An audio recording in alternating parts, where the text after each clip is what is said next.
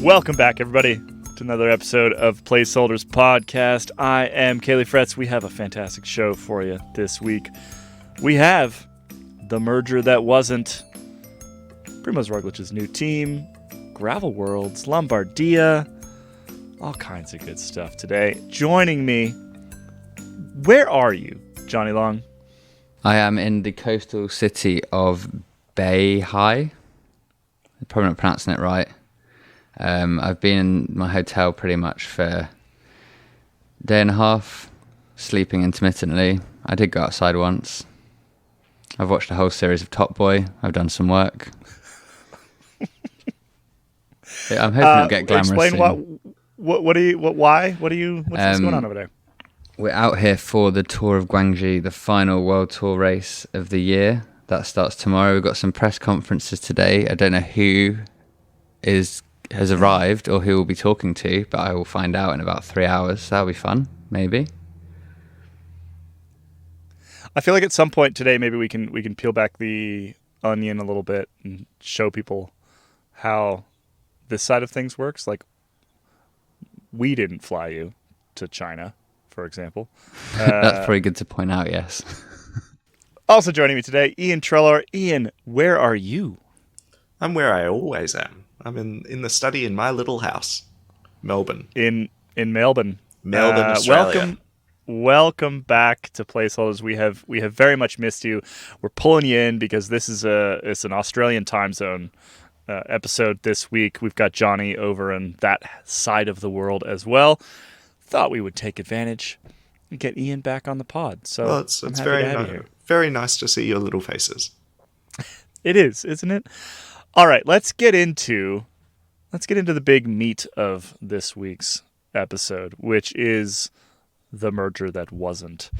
I feel like we've been just talking about this particular story kind of endlessly for the last couple of weeks, but we have a conclusion. Well, I shouldn't say that. We don't actually have a conclusion, but we have some version of a conclusion. Jonny, where do we stand? The place we stand at the minute is that Jumbo-Visma have less than 12 months, I guess, to find a new main backer, because it now looks like they're going back to the final year of their contractually obligated Jumbo supermarkets money, because they couldn't find enough agreement, I guess, between all the various equipment sponsors and like the money interested in it all, and maybe certain riders interested in it all. I think either you or Joe said it last week, Caley, that the longer it dragged on, the less likely it became. And we saw that. I think it was Friday, was it, that it all started breaking and all falling apart. So where we stand now is that Jumbo-Visma are from a position of strength and sort of morbid greed and appetite, where they look like they're going to conquer everything. They're now down one Primoz Roglic, which we'll get to later, and also down a major title sponsor that makes adhesives and sealants. And they're not merging with Soudal Quickstep. That's the that's the crux of it. Everyone would have seen that last week. As Jonny said, it sort of fell apart at the end of the week. Lots of different reasons for that. I believe the biggest one was an issue with some of the equipment sponsors that they just could not reconcile. And this is an important thing. Obviously, you need equipment sponsors to run a professional bicycle team. And in particular, you need equipment sponsors that are not only giving you parts and bikes and all the rest, they're also giving you cash a lot of the time. And this was, from what I was hearing last week, it was one of the major stumbling blocks. We think there were quite a few major stumbling blocks, but this is one. Basically, Pon, which is a massive sort of bike conglomerate, owns Cervelo, which is the bike brand that Jumbo-Visma has been riding. Specialized was kind of trying to come in. I was hearing from Specialized folks last week that they were pretty confident they would be able to do so, and Pon sounds like they kind of just stood up and said absolutely not. And it was one, maybe the straw that broke the camel's back, or one bridge too far, or whatever metaphor you want to use, but it was too much for this particular merger and killed it dead. I'm a little bit disappointed that it wasn't Safety Jogger that was the nail in the coffin. Yeah. Like a sponsor that we actually know about and care about instead of these Johnny-come-latelys. Well, apparently Safety Jogger were prepared to stand behind or below Patrick Lefevre and his sort of safety life raft team that he was going to carry on with. So turns out, they're one sturdy and loyal shoe. Now I'm even more disappointed because we could have had a Safety Jogger title sponsorship. It could have been Team Safety Jogger. We should talk about this really briefly because it is worth noting that it did appear that Patrick Lefevre was kind of getting cold feet in the middle of last week. That he was putting out he's always a bit spicy with the media, right? But he has his weekly column and all the rest that he likes to drop bombs into on a regular basis. One of the things that he was kind of getting at last week was, potentially I will keep this license and I will start a team with the scraps, the remainder of my current team. At the same time, we had riders like Ilan van Wilder who went and won a bicycle race and have turned around and said this whole thing is shit, to quote him. And I hope it doesn't. I'm paraphrasing now. I hope it doesn't happen. We hope it doesn't happen. We want Soudal Quickstep to continue. All of these things kind of coalesced into it fully, disintegrating, basically. So, do we have any sense what now for both of these teams? I mean, Soudal Quickstep, I think, just sort of goes back to status quo, right? They appear to be keeping Remco Evenepoel, quite crucially, at least as of recording on Tuesday. They appear to be keeping Remco Evenepoel. What's going on over at Jumbo? Do we have any sense for what this might mean sort of going forward for them? Well, I'll just quickly interject there because I don't think it does actually go back to status quo at Soudal Quickstep. Because they've just gone through this ordeal where most of the team thought that they were about to lose their jobs. And also, most of the team understood that they weren't good enough to go to the new team. So I think that there's bound to have been an erosion in trust with the leadership of that team. Maybe Patrick Lefevre has come in and appeared as some sort of, shining knight saving them from the grasps of it. And at least that seems to be the way that he's presenting it.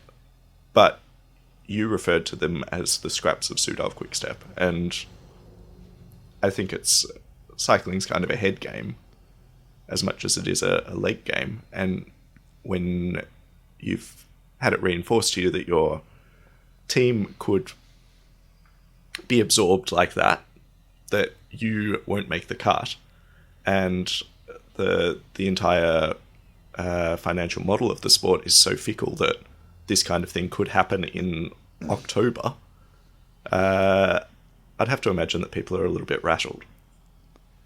Yeah, definitely. With Jumbo, I guess there's reports coming in that Amazon are also now getting cold feet, and it's funny you use that term with Patrick Lefevre because real heads will know that he's famed for posting photos of his bare toes on his Instagram.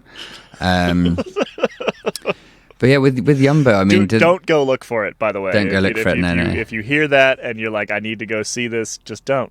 It's better for everybody. And once you've seen one of them, you've seen them all. So if you just find one, you can just stop.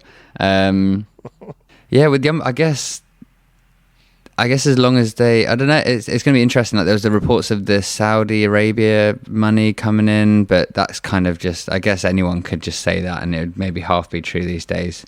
I mean, I could say that they're offering me a couple quid to, to do a newsletter twice weekly and it would be half believable. But I think the really interesting thing is that it seems like this merger of bike brands and bike conglomerates, like you said, defeated the other merger. It's just it's a true essence of capitalism where it's like whose merger is bigger. Well, and I wouldn't have put it down to the equipment to like end this, right? And again, we do think it was a number of different things. There were a number of hurdles that had to be crossed. There's a reason why, Patrick Lefevre first said we're going to hear more on Monday. That was October 2nd, and we got into sort of the 5th, 6th before things actually started to fall apart. I did, you're right, Johnny, say last week that for every day that it continued, it became less and less likely. I think we could play the clip of me being very correct about that from last week, perhaps. No. but yeah, like I do think it was a pile of different things, but the equipment sponsors, again, from what I hear, were just a completely insurmountable problem for them because Jumbo had contracts in place that it would have had to either get bought out or just break, right? Which they can't do. And the sponsors that were sort of already with Jumbo were very much pushing back. I spoke with somebody who's actually has a contract with Jumbo for next year. They weren't sponsoring the team this year, but they are sponsoring the team next year.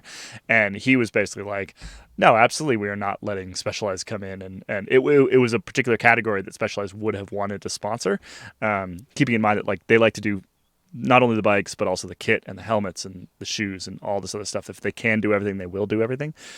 So there's a whole bunch of different sponsors beyond even just Cervelo, beyond Pon, that basically just stood up and said, absolutely not. Like, we have a contract with what is currently the best team in the world. We are not going to roll over and let Specialized take that.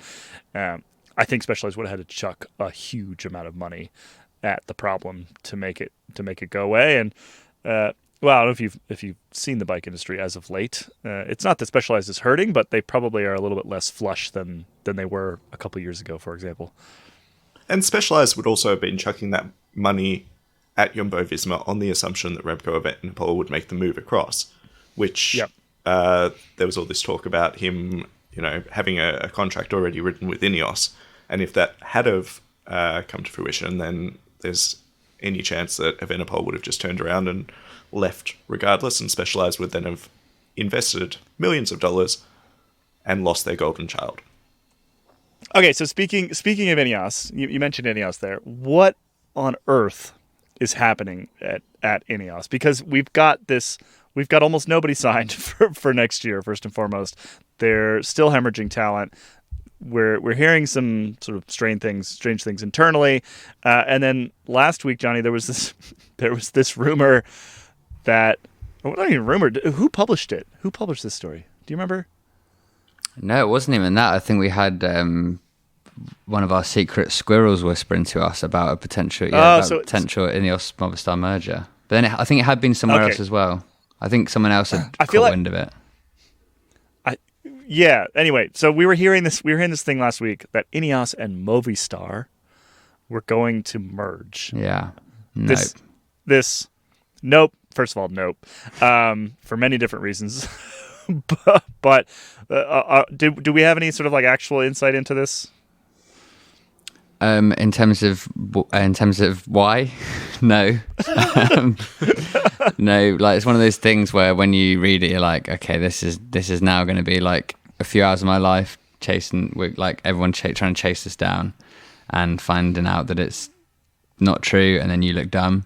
But it's worth doing because it would have just I think everyone would have had to just lie down and stopped for a while, because I can't imagine those two squads coming together. But we found out, we've spoken to the right people, and there's nothing to go on there until they come out and announce it later on. And Tom Pidcock's there holding like a phone up to his ear, like the old Phones for You adverts, if British people can remember that. But yeah, just madness. I'm glad it's not true. But they only have. I mean, the reason why a crazy rumor like this would start swirling is that there is something strange going on at Ineos. There's only 15 riders currently contracted for 2024. People are looking for an answer to that question. Like, why is this the case? There was this sort of suggestion, like you said earlier, that Remco effectively had a contract ready to go with Ineos and probably would have brought a couple riders with him, and that they needed to leave a gap for that, both in terms of budget and in terms of just like rider space. That doesn't look like it's going to be happening. I mean, Ineos at the moment doesn't even have a full team for next year. So what are they doing? They're just downsizing, Caley. They've had the big mansion, and now they're just getting a little 2-bedroom apartment a little bit closer to family. That's nice and humanizing. Do we have any? Do we have any theories? Do we have any theories? Oh no, geez. We don't have any theories. By this point, we need the off season. Don't have any more theories than me. We do. Sorry, Ian. What's your theory? It's not a budget thing. Like, they're not trying to gobble up the cheap people that are left over at the end of the transfer cycle. Maybe it's like an opportunistic waiting for good talent on the presumption that there's some other merger happening which hasn't come to fruition. But it is odd. It's very odd. I mean, they were also tied to Roglic, right? And then Roglic ended up at Bora-Hansgrohe, was officially announced end of last week. So, well, okay. Let's leave Ineos behind. Sorry, yeah, I don't have anything better than that. It's just too confusing, and it's just, yeah. We need to deal with one like big mega team at a time. We've got too much on our three of us plates. don't have an answer. We don't have an answer on the Ineos question at this point in time. If we find an answer, we will bring it to you, lovely placeholder listeners. But at the moment, it's just confusing. And I think that sometimes just acknowledging that fact rather than making something up is preferable. So let's get to something that is confirmed, which is Primož Roglic is headed to Bora. Now, I think it was Dan Benson over at GCN initially wrote the story on this one.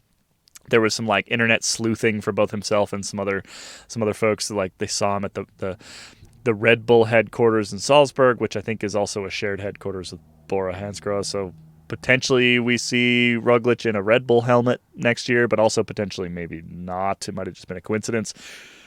But the deal is done. And apparently Bora kind of, saved their pennies, dug behind the couch cushions, waited for a top rider to become available, and has now grabbed him. What do we think of it? I think it's good. I think that Bora has been slightly below that sort of top level for the last couple of seasons, with the exception of Jai Hindley winning the Giro. They're a good team, but they're not in that upper echelon just yet. So this helps elevate them a little bit closer to that potentially. I think that for the Rogheads out there, it's going to be good to see him in undisputed team leadership position. I'm excited about the fact that we'll get Roglic and Evenepoel and the Sickly Prince all riding together, well, not together, against each other next year at the Tour. I think it's good for competition. Yeah, and Roglic being a Bora boy just seems to be something that makes sense, and it's like it always should have been. I feel it just fits his vibe way more, like the late stage Roglic era of just being a bit mad. He's got the moustache now to rival, not to rival Ralph Denks, maybe as like an accoutrement, but yeah, it's just fun. Like I don't know if he's going to be wearing the Red Bull helmet, because the Ralph Denk was on the press call last week announcing it. He was saying that none of it is Red Bull money or like new Red Bull money coming in. Maybe he'll just be like, yeah, I want to wear one. They look amazing. I was always jealous of Wout van Aert's. But yeah, Roglic as a Bora boy, I think it's great for the program. I don't know what that phrase means. Maybe it's just great for our program. I feel like it fits nicely within our world. It will also, if they're doing a third season of the Netflix series, it might actually mean that Bora yeah. are in it. They were one of the filmed teams in the first season, and did not make an appearance at all. Were just edited into oblivion. And I asked Ralph Denk about that at the Tour this year, and he was like, "Yeah, we weren't sexy." Which I thought was nice. So maybe Roglic enhances the sexiness of the Bora boys. I mean, I wish people could have seen the hand motion that you were just making there. I mean, we know exactly raising the level. We know exactly how they feel about being harshly edited out of the documentary. It's the one thing we potentially have in common with the Bora boys. It's true. Our swimming in the river never made it into the show, to our great sadness. Yeah. But Mikey and I were spotted from a drone shot. Oh yeah, that's true. We were in there for about 2 seconds from 300 feet. Have you updated your IMDb page? No, but I should. You should. I absolutely should. Anonymous extra number 1522. I do genuinely like the fact. I like this move. Like, I like it for Roglic because we said from when we first broke that story about Trek trying to get him, we said that he had to leave. Like, he had to leave. There was no way that he could stay at that team and get what he wanted, which was Tour de France leadership. Like, I don't care what Richard Plugge was saying, it wasn't happening. And Roglic knew that. And I think that's essentially like, the whole Sepp Kuss debacle, as far as he's concerned, at the end of the Vuelta, like, that just hammered home for him, I got to get out of here. And I'm sure that was it. If he had been allowed to win the Vuelta, would he have stayed at Jumbo, do you think?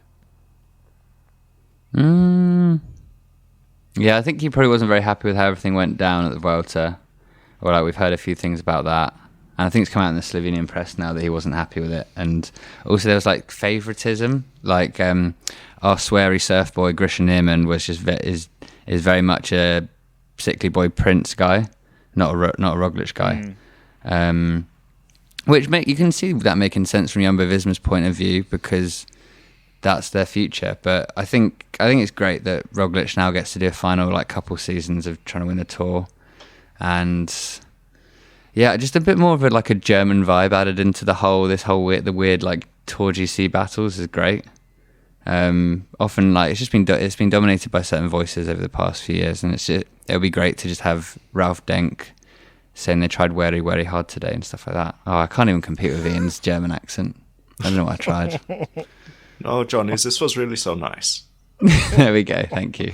Thank you. Oh, God. Yeah, it's going to be good for the sport. I think it's going to be good for fans. It'll be good for us here on this podcast. We will have just more different riders trying to win the Tour de France, which is always a good thing for everybody. All right. We've chatted about this long enough. We're going to take a quick break. Hey there, I'm Dane Cash, and I'm taking the opportunity provided by this little break in the action of the podcast you're listening to right now to tell you that if you like bike racing and you want some pretty serious analysis, you should check out the Pretty Serious Bike Racing podcast. Every week, I chat with my co-host Cosmo Catalano and a few other extremely talented analysts, and we break down all the big stories in the pro racing scene. You hear from former road pros like Abby Mickey, Ruth Winder, and Ronan McLaughlin, and from insightful cycling journalists like Caley Fretz, Johnny Long, and Kit Nicholson. We try to dive deep into the racing action to talk tactics, smart moves by some riders, questionable decisions by others, unheralded members of the pro peloton, and a lot more. And despite my best efforts to keep us very serious, you can rely on Cosmo and the rest of our crew to keep the serious level down just to where it's just pretty serious, the perfect amount of serious.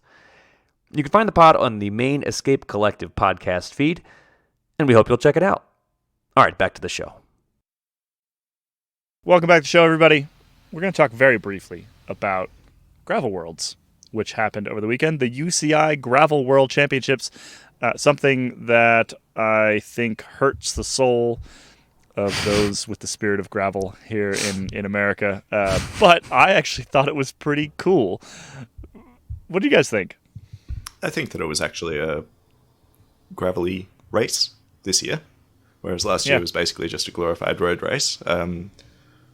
What we saw of the race looked quite cool. There was creek crossings. There was some really sketchy, deep, gravelly bits. There were bridge crossings with like pool noodles over poles in the middle of them, which I liked the ingenuity of that. Yeah, I mean, it looked like somewhere that you would want to ride, and looked like a fun course. And it was definitely a real bicycle race. Like, it was a serious, crazy, chaotic bicycle race. In fact, I was chatting with Payson McElveen, who was one of the U.S. team members today, and one, he was saying that like having like 15-person teams was probably not the best idea. Like some of the squads were quite deep, and the whole field was enormous.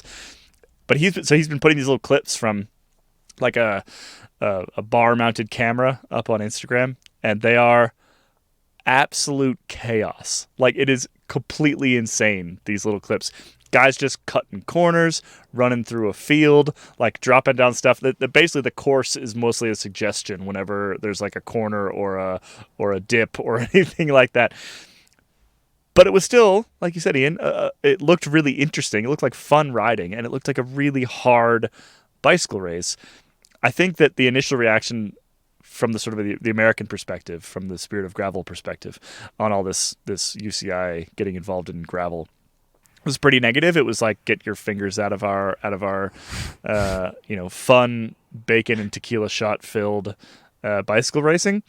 But to me, this just has echoes of sort of like early 90s when essentially Europe did the same thing to cross-country mountain biking, which was, shorter courses, a little bit more sort of professionalized, lots of roadies showing up, a lot of parallels between those two things. And I think at the end of the day, like the product for Worlds was good. It was a real race.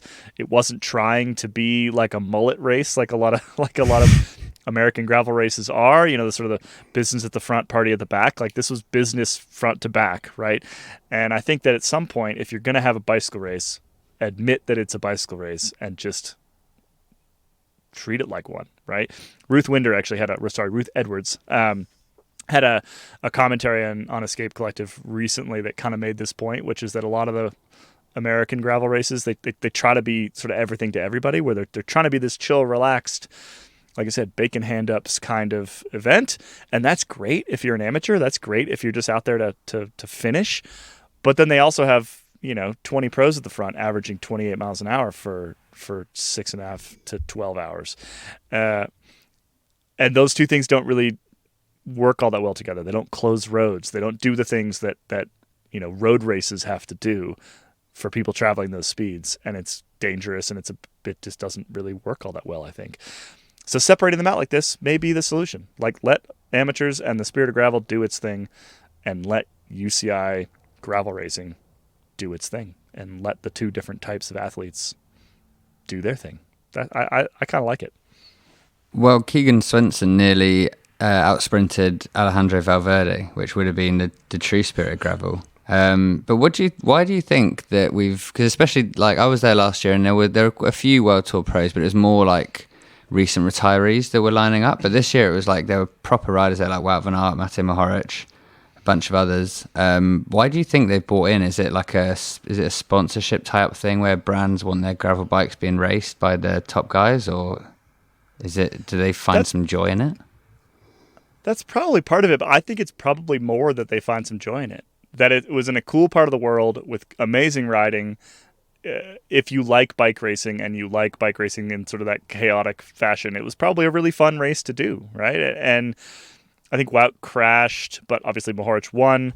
Kassiani Wadoma won the women's race. Unfortunately, we didn't see any of it live because the UCI and organizers decided to only show the men's race live. If you want a fantastic rant on that, listen to this week's Wheel Talk podcast. I know it's going to be a good one when Abby sends it to me and says, can you just listen to this and make sure that we're not going to get sued? That's always, I know that's going to be a good episode. So this one did not disappoint, and you should definitely go listen to Wheel Talk this week to get more on that subject. But yeah, to answer your question, Jonny, I think it's a type of riding that a lot of these riders are doing like in their off seasons anyway, right? I mean, our man Sepp Kuss is back here in Durango and was out doing a gravel ride just outside town yesterday. I was scoping his Strava. It's fun riding, and at the end of the season, if I had to choose Gravel Worlds or Guangxi, I would probably pick Gravel Worlds. And you can win actual rainbow bands, which is pretty sweet. I'll be able to compare notes in a few days' time. Tell you which is the better experience. Find out what you win at Guangxi. Well, you've got a commercially branded anorak, as you call it, like a Tour of Guangxi, or and two rain jacket, and two mint green polo shirts, which I'm not sure someone knocked on my door last night and like handed all these things to me, and in my mind I was like, am I supposed to wear these? Because I'm not going to just turn them down. That's like dressing up for Halloween at school and no one else does. Do you now work for the Tour of Guangxi? Yeah, I need to figure out what the situation is, but there is a little voice in the back of my head which is just saying wear the polo shirt. If I put it on, I could stand by the finish line and grab riders as they like come across and like wheel them away. I've always wanted Please, to this do is that. your story from this race. Just, we wanted to masquerade as ASO staff members. Oh, that that's never true. panned out. So now just pretend that you work for the Tour of Guangxi. I think this is a great idea. I'm into it. I think you should wear the polos and just see what happens. We're going to take a quick break.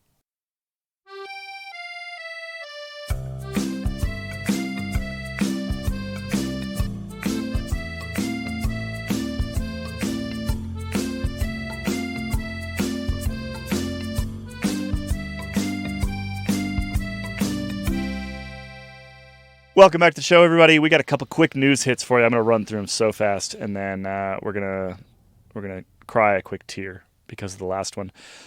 Tadej Pogacar won Lombardia, surprising nobody. If you want way more on that, head over to the Pretty Serious Bike Racing Podcast because they have way more on that. Pidcock won the last Cross Country World Cup of the season, meaning he bookended the first and last World Cups, Cross Country World Cups. Riley Sheehan, a name that a lot of you probably won't know out there. He's a stagiaire with Israel Premier Tech, young American guy. So stagiaire meaning like he's not even a fully contracted rider. Won Paris Tour over the weekend, the first American ever to do so. I think Riley is in his early 20s now, 21, 22, something like that, maybe a little bit older. Rides the rest of the season for the NCL team, the Denver Disruptors, and got a stage with Israel Premier Tech for the end of the season and clearly has proven his worth. As far as I know, for next year, he's actually still contracted with the Denver Disruptors. And so I don't think he's got anything World Tour lined up, but I mean, the dude just won Paris Tour. So I hope that changes. Riley's he's a great guy as well. Boulder rider. I've ridden with him a couple different times. All around stand-up person. If you're out there and you run a World Tour team, you should probably hire him. Just saying. Maybe Ineos. They've got some space. Finally, Thibaut Pinot rode his last professional road race of his career over the weekend. Iain, we were sad. Of course we were sad. It's Thibaut Pinot, and he rode his last professional race over the weekend. Yeah. Deeply The Pinot Ultras showed up, just like they did at the Tour de France, and completely packed one of the climbs, and it was a great scene. I very much enjoyed it. I think that it's particularly sad for...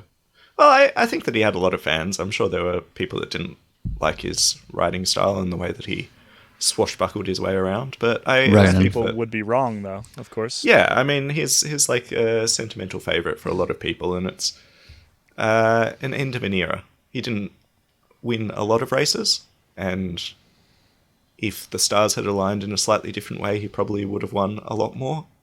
But he always tried, gave it a real go in lots of different scenarios, and often failed, and has a kind of doomed aura as a result, and that's what people loved about him. Love a good doomed Frenchman. Yeah, deeply doomed Frenchman, like one of the most doomed. Is he going to go to gravel next? Do we see gravel in his future? I hope so. I don't think he is, because I know that he is planning on opening a guest house on his farm with his partner. So we could Which go is stay where there. we're staying at the Tour next year. Which Yeah, is nice. where we need to stay at the Tour next year. What we could actually do is make like a little trip of all of the different cyclist guest houses, because Guillaume Martin also has a guest house, also has donkeys, so they're kind of elbowing in on each other's turf there. But what I like about Thibaut Pinot is that he's a little bit less of an intellectual than Guillaume Martin. That's rude, Iain. He's- Come I on. don't know. He's But too I think attractive there's to be clever, is what you're saying. No, I think he's got emotional intelligence, and he clearly loves his farm and his animals. And a really nice moment from Lombardia is that he got given a goat by the organisers, which Alive. has made its way back to his farm. A live goat called Vittoria. Wow. That's And going further down that sort of tangent is that I don't know if they're really clever, the organisers of Lombardia, But he has a tattoo on his arm that says, hang on, I'm going to butcher some pronunciation here. Solo la vittoria è bella. Only victory is beautiful. But I like to think that somebody in RCS Sport noticed the tattoo and were like, we will give him the goat. Call it Vittoria. And now he's just got a tattoo saying that his goat's really, really attractive. That's great. That's fantastic. Yeah. I love everything about it. I'm sad to see him go. The sport will be less vibrant without him, and that's just always an unfortunate thing. Chapeau to Thibaut Pinot. We will miss you, and we hope you come back and race Gravel Worlds next year. It is time, gentlemen, for this week's edition of Weekly Pain. Now, of course, last week we talked about how we're going to be bringing in a member to compete with us in Weekly Pain. We are still doing that. We have picked a member. We are reaching out. We are setting up a time. Next week, we will have a member on this segment. But this week is an opportunity for Iain, after not being on the podcast for quite a while, to potentially catch up, you think? Fall further behind. Or fall further behind, one of the two.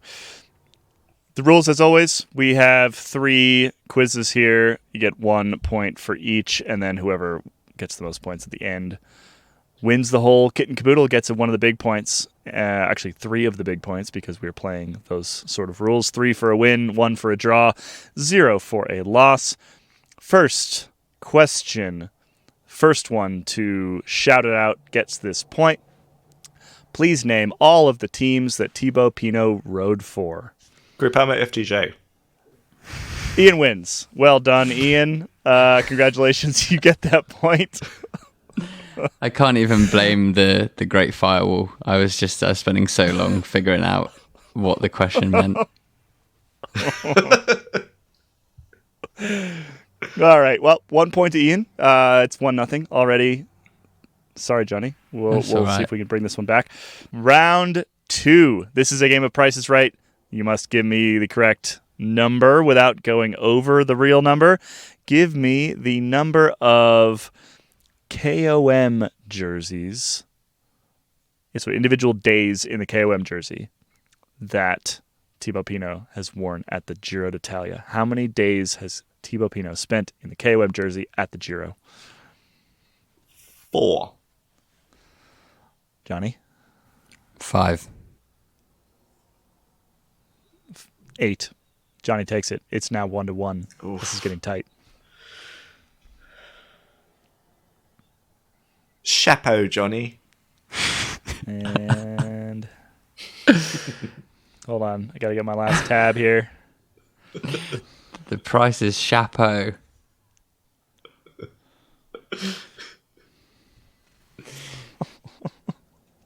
On a Future Tangents podcast, I like the idea of a chapeau segment where we just talk in British accents for like a minute, just riffing. So good. All right, your final game here. This is a game of categories, meaning you need to give me all of the riders that fit this particular category. If you cannot, it goes to the other person, and they must provide a correct answer, or else nobody gets the point, and we end up with a draw.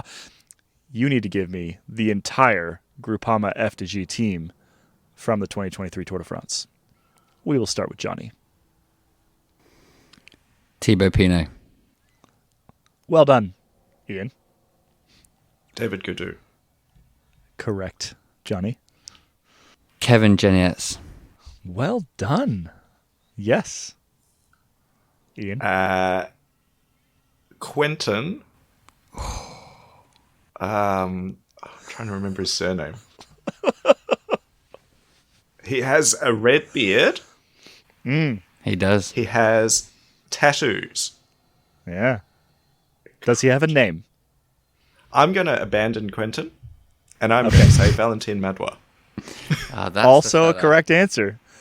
Back to you, Jonny. I don't know how to pronounce his surname, but it was Mathieu Ladagnu there. Ladagnu was not there. I should have gone for Quentin. Iain, can you give me one more for all the marbles? Quentin Pashard. Oh, you're so close. You got to give him that. Do we give it to him? Johnny, you think we give it to him? Yeah, defo. That's. What is his name? It is Pacher. Quentin Pacher. Pacher. Yeah. E-R-P-A-C-H-E-R. I was pretty close. We'll give it to you. Yeah, We'll give it to you. All right, so very 2 well done. points to Iain. That means you get all 3. Congratulations. Who else was in the team? The riders you missed, Stefan Kung, Olivier Legac, Kung. Legac. Legac. and Lars favourite Vandenberg. Legac. Great surname. Lars Vandenberg was the last one. Of course, the directors were Sébastien Joly, Of course. who everyone will remember from the Netflix documentary, and Philippe Madoui. Iain, this is your first victory. You seem surprised by this, Caley. I'm a little bit surprised by it. So that actually pulls you back into the running pretty well. Which so Dane, current leader is still Jonny with 7, followed by Kit with 5, and then we've got Dane, Iain, and Ronan all on 4 right now. It is tight for third place. Well, I'll probably be back on in about 4 months and see what I can do then. I believe in you. All right, everybody. That's it for this week's episode of Placeholders. Again, if you are interested in joining us in one of these quizzes, head over to the Discord, and there's a link in there, and you can put your name down. We should put that link somewhere else, shouldn't we? Probably. We'll think of a good place to put it. We'll tell you next week. We've already picked next week's potential champion, so a new contender. Look forward to it. All right. Thanks, everybody. We'll be back next week. Love you. Bye-bye. Today's correct answers are J. Robert Thompson, Mayen Wang, Kevin Van Melsen, Frederick Friesen, and Jenthe Biermans. Obviously.